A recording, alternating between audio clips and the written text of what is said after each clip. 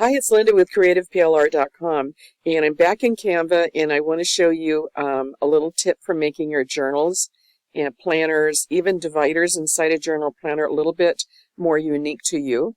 One of my pet peeves is when people buy PLR journals and planners, workbooks, the whole thing, and they go and sell it on Etsy. Not that selling on Etsy isn't my pet peeve, but they don't change the cover. So what you have is you look at a gratitude journal or, one good thing a day journal, and you find 5 journals with the same exact cover. And then what happens is you get into a price war. So why would I spend $5 for a journal when I get the same exact journal or what looks like the same exact journal for $1? So we always want to change our covers and make them look a little bit different. And so today I'm going to create a design. And I'm going to do an 8.5 by 11 inch for a cover of a notebook journal or page. And you can make it any size you want. And so I want to make this look different. And since I make clip art and word art is great on the cover of a journal or a notebook. You can change it up, have a background, a very soft background, so it's not competing with either your graphics or your word art. And so you want something soft, and I usually use transparency and kind of blend it out a little bit. So you want something that's a little bit different, but you don't want people to be able to pick it out. So I like to go to Elements, and then I'm going to type in, actually I do like that one I just saw. I actually like that one.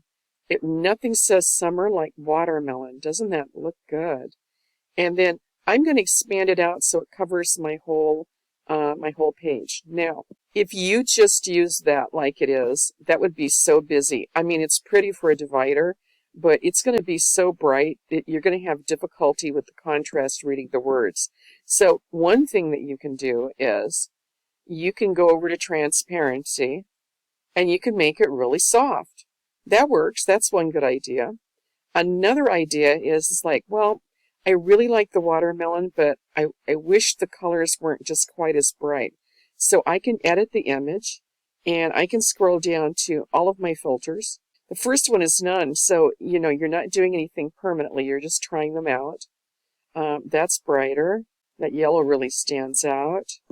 Summer, I like that. Whimsical, I'm not quite sure. I kind of like that. It kind of dulled the colors.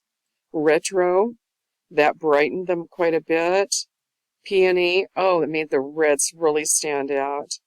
Drama, it made it dark.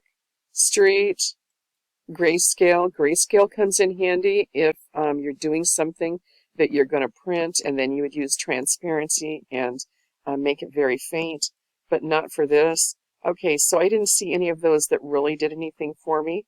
So I'm going to go over to photogenic, and I'm going to try that. Now, I can try warming up the colors. Not a fan of yellows, but I am fond of the soft colors. And so I really love that. Now, one other thing, and I'm going to apply, if you don't forget to apply it, it goes back. One other thing that you can do is you can go to pixelate. So now that I have my nice soft colors, I still want to make sure that it's not competing, and maybe I want to kind of blur the background a little bit, or I want to go in and I try some of these where it's a little bit blurred. That's a little too blurry for me.